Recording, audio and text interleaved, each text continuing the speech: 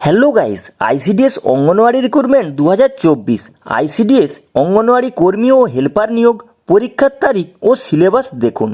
তো গাইস, অঙ্গনওয়াড়ি কর্মী এবং হেল্পার পদে কবে পরীক্ষা, সিলেবাস কি থাকছে, প্রতিটি বিষয়ে কত নম্বর থাকছে, মোট কত নম্বরের পরীক্ষা নেওয়া হবে, কিভাবে নিয়োগ করা হবে, কতগুলি শূন্য পদের চাকরি প্রার্থীদের নিয়োগ করা হচ্ছে।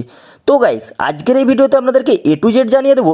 তো গাইস, ভিডিওটি শেষ পর্যন্ত দেখার জন্য অনুরোধ রইল। আর গাইস, আপনাদের মনে যদি কোনো ডাউট থেকে থাকে আমি সন্দীপ আপনাদেরকে বুঝিয়ে দেবো। তো গাইস, ভিডিওটি শেষ পর্যন্ত দেখতে থাকুন।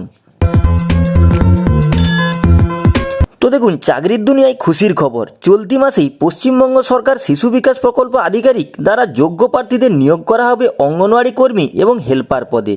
আইসিডিএস অঙ্গনওয়াড়ি কর্মী ও সহায়িকা পদের জন্য চাকরি প্রার্থীদের পরীক্ষা নেওয়া হবে, সেই তারিখ ঘোষণা করা হলো।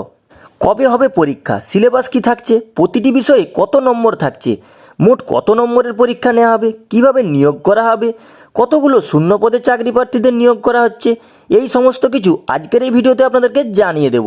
তো গাইস, ভিডিওটা দেখতে থাকুন। তো লোকসভা নির্বাচনের চূড়ান্ত ফলাফল ঘোষণার পরেই রাজ্যে কর্মী নিয়োগের তৎপর পশ্চিমবঙ্গ রাজ্য সরকার।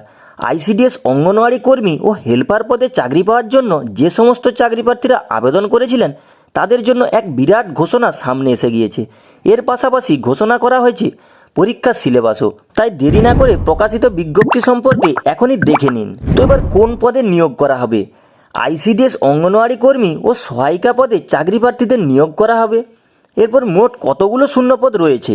13,000-এরও বেশি শূন্যপদ নিয়োগের কথা ইতিমধ্যেই জানা গিয়েছে। তো এবার কোথা থেকে বিজ্ঞপ্তিটি প্রকাশ করা হয়েছে? তো দেখুন, আলিপুরদুয়ার জেলার department of women and child development and social ওয়েলফেয়ারের অফিসিয়াল ওয়েবসাইট থেকে বিজ্ঞপ্তিটি প্রকাশ করা হয়েছে। এবার কবে হবে পরীক্ষা?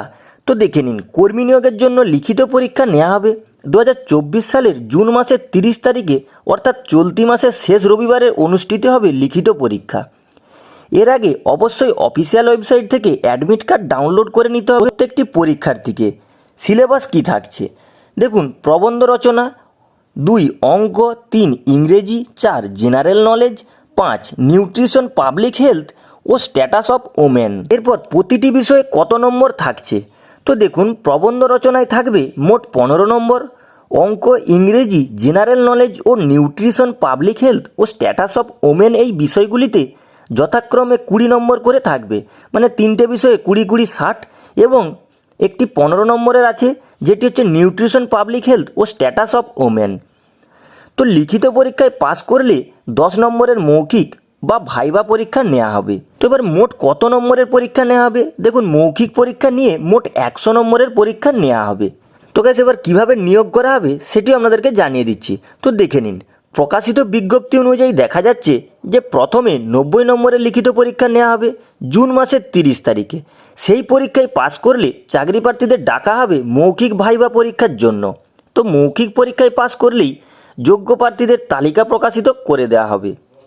তো গাইস, এই ছিল আজকের ভিডিও। আশা করি ভিডিওটি আপনারা বুঝতে পেরেছেন। তো আপনাদেরকে A to Z বিষয় কিন্তু জানিয়ে দিলাম, আশা করি আপনারা বুঝে গিয়ে থাকবেন। তো গাইস, ভিডিওটি ভালো লেগে থাকলে ছোট্ট একটি লাইক করে দেবেন। আর গাইস, এরকমই নিত্য নতুন আপডেট সবার আগে পাওয়ার জন্য চ্যানেলটি সাবস্ক্রাইব করে আমাদের পাশে থাকবেন।